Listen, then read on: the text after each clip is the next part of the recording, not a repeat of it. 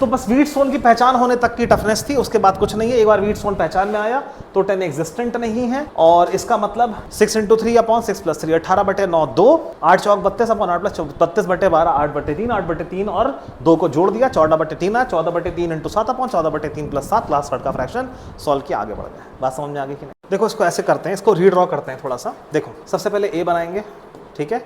ए से 2 कैपेसिटर्स बना लो, एक है 6 एक है 8, ये 6 माइक्रोफैरेड है, ये 8 माइक्रोफैरेड है, ओके फाइन। अब तुम नोटिस करो, देखो असल में ये रेजिस्टेंसलेस वायर है। रेजिस्टेंसलेस वायर मतलब जो ये पॉइंट है वही ये पॉइंट है, पॉइंट अलग अलग नहीं माना जाता जब तक बीच में कोई रेजिस्टेंस ना आए। तो 8 के दूसरे एंड से 2 कैपेसिटर्स निकल रहे हैं, कौन कौन से?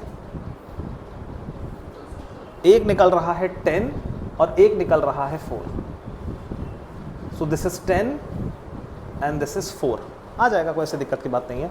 10 and 4, हाँ 8 से निकला है ना। 8 किससे कनेक्टेड है? 8 एक 10 से और एक 4 से कनेक्टेड है, बोलो हाँ या ना। 6 कनेक्टेड है एक 3 से, यू आर राइट। 3 की लेफ्ट प्लेट कनेक्टेड है इधर 6 से, लेकिन साथ ही साथ वो 6 से नहीं कनेक्टेड है। ये एक ऐसा पॉइंट है, ध्यान समझना, इसको कैसे समझना है। 10 की एक प्लेट तो इधर कनेक्टेड है, इसको ऐसे नाम दे दो तो समझने में आसानी रहेगी। इसको नाम दे दो, ए तो है ही है, वो बी हो गया।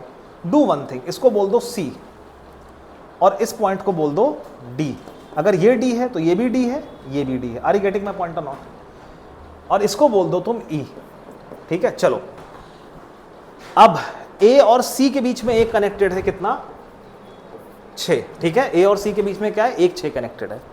ए और डी के बीच में, ए और डी के बीच में क्या कनेक्टेड है? 8। ए और डी के बीच में एक 8 कनेक्टेड है, ये डी ही है पॉइंट। अच्छा, अब ये डी तो ये भी डी। डी और सी के बीच में एक 10 कनेक्टेड है, डी और सी के बीच में, यानी कि यहां पर हमें क्या करना पड़ेगा, मैंने इसको रफली ही बनाया था अभी। डी और सी के बीच में एक कनेक्टेड है क्या? 10, फाइन। और डी और ई के बीच में एक कनेक्टेड है 3। डी और ई के बीच में क्या क्या है? एक 4 है और सी और हाँ, यानी कि डी और ई के बीच में एक 4 है। तो डी और, यानी कि इस पॉइंट को क्या बोलोगे तुम? ई बोलोगे। Are you getting this point or not? D और ई के बीच में एक कनेक्टेड है 4। अब सी और ई के बीच में 3, यानी कि ये कनेक्शन आपका सी और ई का हो गया, बोलो हाँ या ना।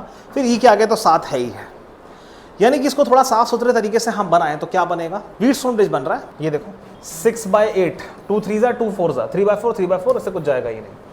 वो दिखने में एकदम नहीं लग रहा था, मैंने भी कैजुअली उठाया, मैं किसी भी क्वेश्चन को पहले कैजुअली उठाता हूँ। तो अगर आप इसमें देख सकते हैं, इसको अगर हमने रीड्रॉ किया तो हमें क्या पता चल रहा है, यानी कि इसको प्रॉपर हम 6 8 और इसको ई को स्ट्रेच कर दें 3 4, प्रॉपर रेक्टेंगुलर, एक बीच में इधर 10, इधर 6 8 और 3 4, एक व्हीटस्टोन ब्रिज बनके रेडी हो जाएगी, बोलो हाँ या ना। तो इसके थ्रू कुछ जाना ही नहीं है, यानी कि ऊपर का 6 और 3 क्या हो गया? सीरीज में 6 × 3 18, 6 + 3 9, 6 × 3 अपॉन 6 + 3 18/9 2 हो गया। और 8 चौक 32 अपॉन 8 और 4 32/12, तो 32/12, 2 6 2 16 2 3 2 8, तो 8/3, ऊपर का आएगा 2, नीचे का 8/3, बोलो हाँ या ना।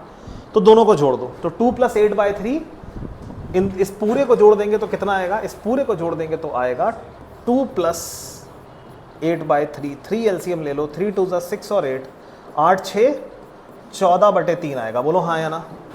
ये पूरा 14/3 आ रहा है। इस 14/3 का हमें क्या करना है? 7 के साथ, तो ये पूरा 7 के साथ हमें सीरीज में लेना है। तो 14/3 × 7 अपॉन 14/3 + 7, तो ये कितना आएगा? 98/3 अपॉन, यहाँ एलसीएम ले लो 3 3 7 21, 21 and 14 कितना होगा? 31 and 4 35, 3 से 3 कट गया, 98/35 आ रहा है। 98/35 क्या होगा सॉल्व करने पर? 7 से जाएगा, तो 7 5 35, 7 1 7, 7 4 10, 14/5 आंसर है। ऑप्शन नंबर 1 चेक करो, ठीक है।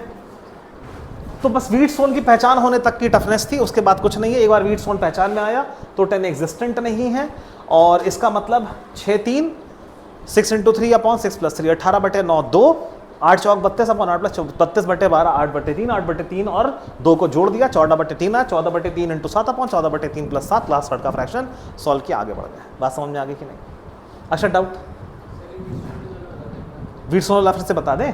देखो बहुत सिंपल है, इस तरह से तुम्हें कई बार फंसाने की वो कोशिश करेगा, तो तुम्हें ध्यान ये देना है ऐसी सिचुएशन में आप पॉइंट्स को मार्क कर लीजिए कि इधर वाले पॉइंट को मैंने ए बोल दिया, इधर वाले को सी बोल दिया, 3 के इधर वाले को सी, 3 के इधर वाले को ई, और ये नीचे एक ही पॉइंट डी माना जाएगा। बोलो हाँ या ना? ए और सी के बीच में क्या है 6, ए और सी के 6 बना दिया, क्या दिक्कत है? अब ए और डी के बीच में क्या है 8, तो भैया ए और डी के बीच में 8 बना दिया, प्रॉब्लम क्या है? कोई प्रॉब्लम नहीं है। अब सी और ई के बीच में 3 है, बना दिया, क्या दिक्कत है? अब यहां पर सी और ई, लास्ट में क्या ई और डी, ई और डी के बीच में 4 है, बना दिया, और सी और डी के बीच में 10 है। सबको कनेक्शन को वापस सही करके बना दिया, क्या दिक्कत है? जैसे ही बनाया क्लियर कट दिख रहा है, 1 2 3 4 एंड पॉइंट्स व्हीटस्टोन के हो गए। रेशियो क्या आ रहा है 3/4, इसका कितना आ रहा है 6/8, 3/4। भाई यही तो होता है व्हीटस्टोन पे, 4 रेजिस्टेंसेज या 4 कैपेसिटेंसेज होते हैं, बीच में एक ब्रांच होती है, और अगर इधर का रेशियो सेम आ गया तो इस ब्रांच से कोई करंट पास नहीं होगा, करंट इलेक्ट्रिसिटी में, और कैपेसिटर्स में हम कहेंगे यहाँ पे कोई चार्ज नहीं जाएगा, क्योंकि बैलेंस व्हीटस्टोन ब्रिज में क्या होता है, इन दोनों पॉइंट्स के पोटेंशियल सेम हो जाते हैं। बात समझ में आ रही कि नहीं? नहीं ईमानदारी से बताओ। तो अगर व्हीटस्टोन पहचान गए तो कुछ बचा ही नहीं, क्योंकि 10 से कुछ जाना नहीं है। ऊपर वाले दोनों सीरीज में, नीचे दोनों वाले सीरीज में, निकाल के जोड़ दो, जोड़ने के बाद 7 के साथ एक 7 इन्होंने और दे दिया है, उसके साथ फिर सीरीज में ले लो। ऊपर वाले को 2, नीचे वाले का 8/3, ये मैंने अलग से निकाला है दोनों को निकाल के यहाँ मैंने जोड़ा है, क्योंकि ये दोनों आपस में पैरेलल हैं।